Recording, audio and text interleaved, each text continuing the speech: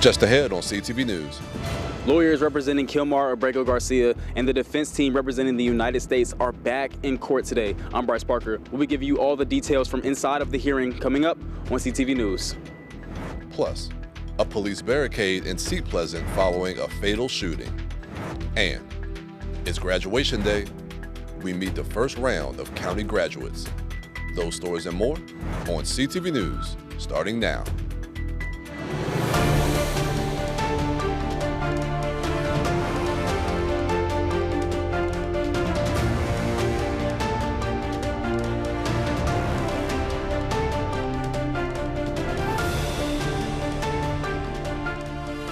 Good evening. This is CTV News for May 16th. I'm Marquette Shepard. And I'm Katara Jones. Thanks for joining us.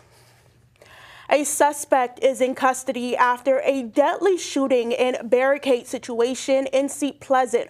Officers responded to the 6400 block of Gregg Street after reports of a shooting. Seat Pleasant declared a barricade situation with one male believed to be inside the home. County police confirmed the case developed into a deadly shooting investigation, and nearby residents were told to shelter in place. Police say a man was taken into custody and the shelter in place has been lifted. This is an active investigation, and we will bring you updates as it develops. A bombshell report reclassifies dozens of police restraint deaths as homicides in Maryland. On Thursday, the results of a years-long audit on the Office of the Chief Medical Examiner were announced in a joint press conference. The report says between 2003 and 2019, the office undercounted cases of in-custody homicide, especially when the decedent was Black and when law enforcement was involved. An executive order from Governor Wes Moore directs the Attorney General's office to work with states' attorneys, reviewing evidence and determining if cases should be reopened. But Attorney General Anthony Brown stressed the reclassification does not mean criminal culpability. And I want to be clear, labeling a death a homicide by the OCME means a decedent died because of another person's action. It does not mean those actions rose to the level of criminal liability or culpability for those involved in the decedent's death. It does not mean the officers involved can or should be prosecuted. But it does mean the Office of the Attorney General will do whatever is necessary to help the families of those who have lost loved ones get the answers and justice that they deserve. The Attorney General's office has opened a hotline for anyone to contact if you believe your loved one was impacted by the audit. The hotline and the full audit report is available at marylandattorneygeneral.gov. Another hearing for the wrongful deportation of Kilmar Abrego Garcia took place at the District Courthouse in Greenbelt. CTV's Bryce Parker is there with more. Lawyers representing Kilmar Abrego Garcia and the defense team representing the United States government met again today in court. Elected officials who represent the state of Maryland in local and national governments all joined in support, anxiously awaiting updates in this case. Bring him home! Bring him home! Bring him! Chants and songs could be heard by supporters outside of the district courthouse today in Greenbelt, hoping to send a message to President Donald Trump that Kilmar Abrego Garcia has not been forgotten about. The Supreme Court ruled months ago that it was time to bring him home. Donald Trump admitted in an interview that he had the power to bring him home, but he hasn't done it yet. Their actions were unlawful and unconstitutional. They themselves admitted it was done in error. And yet, after clear court orders to bring him back, Kilmar is still not home. Maryland leaders joined the family of Abrego Garcia, reassuring that the fight to bring Kilmar home is far from over. We're going to keep fighting until he gets brought home, right? That's right. That's right, because it's the right thing to do. And yes, it's about one man, but it's also about the Constitution of the United States. Donald Trump needs to be reminded that he is not bigger than the Constitution. The president has to obey the orders of the Supreme Court. The Supreme Court has spoken here, and it's time for him to follow it and bring him home, right? Inside the courtroom, the defense for the United States government defended their claim to use the state's secrets privilege, a request Judge Paul Azenas has rejected due to insufficient grounds of use for this case, citing that there is no credible threat to the nation's foreign affairs. Lawyers representing Abrego Garcia pleaded with the defense to follow the judge's orders, which were to provide updates on Kilmar's status and the efforts done to facilitate his return. One thing to note from the hearing is that the defense is now stating that Kilmar's deportation was in fact lawful. Judge Zenas was visibly and verbally in shock and confusion, as it was already ruled in multiple courts that his deportation was not lawful, which even the defense prior admitted in court that Kilmar's deportation was in error. Earlier in the hearing, Judge Paul Azenas stated that the government's actions are actually inconsistent with their claim that they are doing everything in their power to comply with her orders. She even pointed to the Department of Homeland Security Secretary Kristi Noem, who stated that illegal alien, referring to Kilmar Abrego Garcias, will never walk free in the United States. Reporting in Greenbelt, I'm Bryce Parker, CTV News. Stay with CTV News as we continue to bring you updates into this developing story. And yesterday, the Supreme Court heard 3 cases, one of which was the Casa versus Trump case over birthright citizenship. Casa rallied outside of the Supreme Court, and supporters from across the country came to demonstrate the importance of the 14th Amendment protection. One more voice, one more person, that will help push it towards the direction that we want to see it in. Yeah, I mean, we really value diversity, and this seems very racist to us. Yeah. Now. Stay with CTV News as we continue to follow this story as this case develops. Homeland Security Secretary Kristi Noem, often dubbed as Ice Barbie for her flashy media image, is now linked to a reality show pitch where immigrants compete for a fast track to U.S. citizenship. The proposed series, The American, would see contestants rolling logs in Wisconsin, rafting in Colorado, and building rockets in Florida, all leading to a swearing-in finale on the steps of the U.S. Capitol. Critics call it a mockery of the immigration process, but Noem's team says the pitch is still under review and not approved. DHS says it's just one of hundreds of proposals they vet each year. Attorney General Anthony Brown joins a coalition of 18 attorney general that have filed a brief against 2 of President Donald Trump's executive orders targeting DEI and accessibility initiatives. The plaintiffs are challenging an order that directed federal agencies to end equity-related grants and programs. One of the orders that they are challenging encouraged the private sector to end their DEI programs. The attorneys general are a part of the brief say that DEI and accessibility programs are, quote, lawful and beneficial. One credit rating firm is keeping Maryland's stellar AAA bond rating just days after another delivered a blow by downgrading the state's credit worthiness. Fitch Ratings reaffirmed the AAA rating on Thursday, even after Moody's downgraded the state to a AA1 rating. Maryland state leaders had blamed the rating drop on cuts and layoffs from the Trump administration. But Fitch noted that elevated liabilities for the state are being carefully managed and said Maryland's economy still benefits from its proximity to the nation's capital. Governor Wes Moore has declared a state of emergency in response to devastating floods in western Maryland. He made the announcement Thursday afternoon during a visit to Allegheny County, one of the hardest hit areas after Tuesday's powerful storms. Moore says the move will speed up recovery efforts as crews continue to assess widespread damage, washed out roads, damaged homes, and utility outages. Some areas saw more than 5 inches of rain, triggering water rescues and evacuations, including over 200 students and staff from local schools. You're watching CTV News. I'm Katara Jones. And I'm Marquette Shepard. Still to come, the creator and cast members of the Best Man franchise make a stop in the county. That's right. And if you like your men like your liquor, you don't want to miss this next story. Stay tuned. Good evening. This is CTV News for March 26th.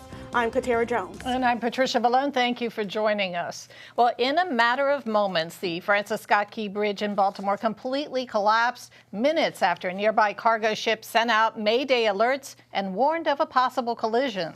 Mariah Jalad is at the scene where rescue efforts have been going all day.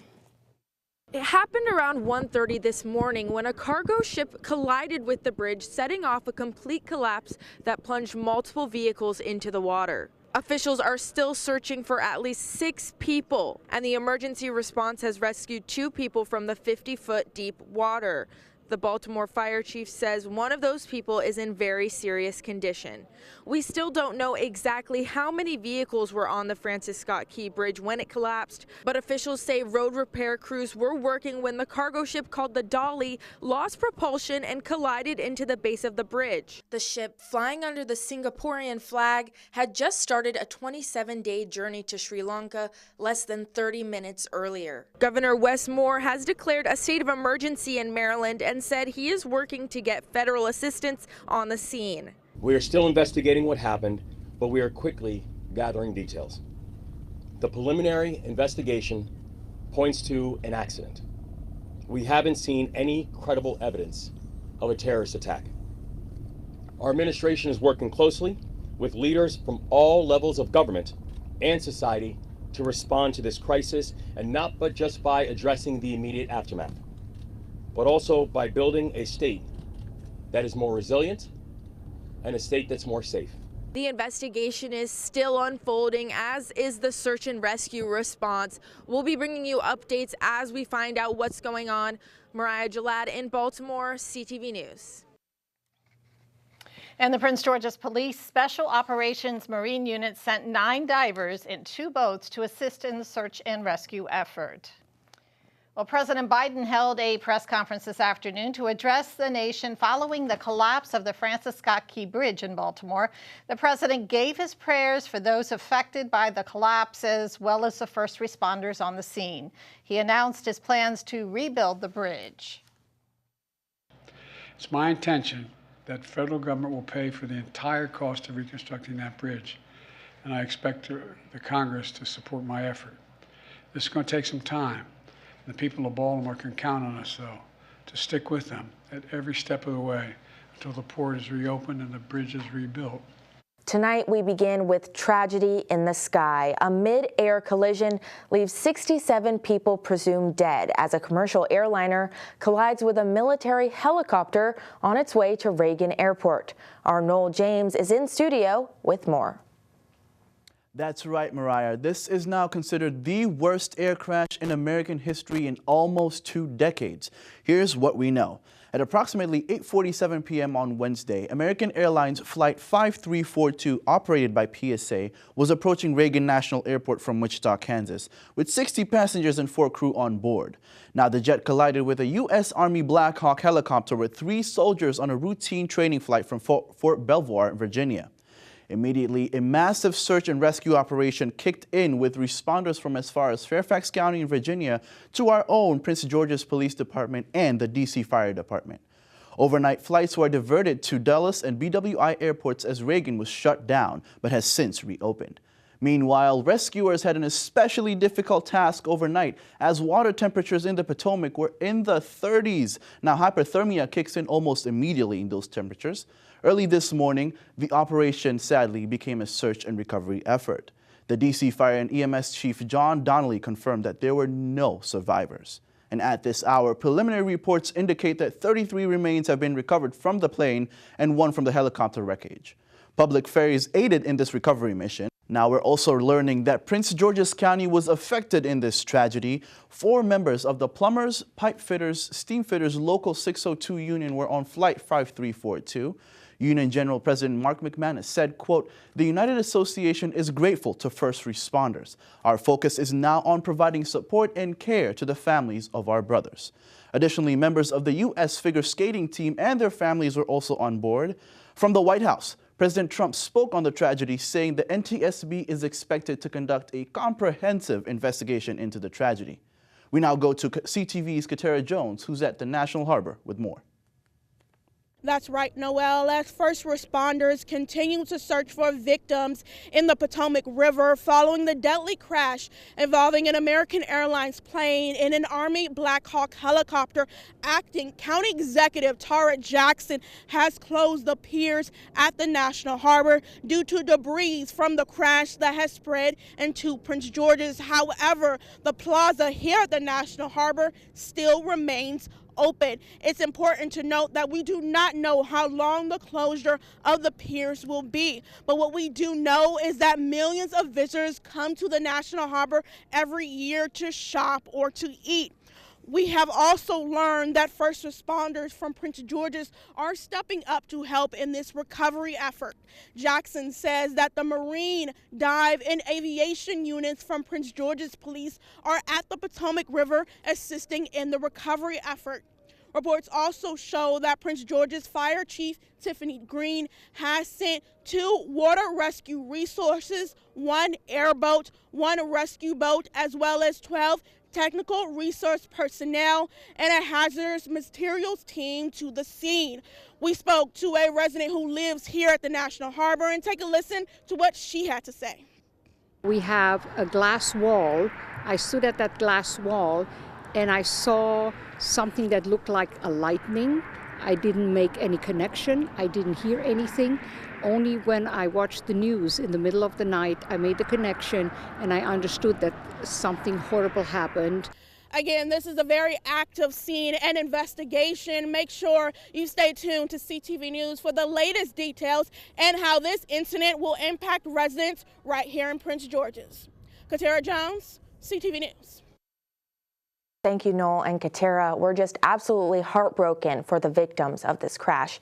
And as of this afternoon, we just learned that recovery operations have been temporarily paused due to dangerous conditions in the water. Now, we're not sure yet when recovery will start back up again, but CTV News will keep you updated in the days ahead. So while road trips may be the most popular travel method in the coming days, a fair share of people will be taking to the friendly skies. Noel James is at BWI with some air-friendly travel tips. That's right, Mariah. At BWI and nationwide, the skies are going to be busy as the TSA is expecting to screen up to 18 million people this weekend for Memorial Day travels. Although Well, human trafficking is the recruitment, transportation, harboring, or receipt of people through force, fraud, or deception with the aim of exploiting them for profit.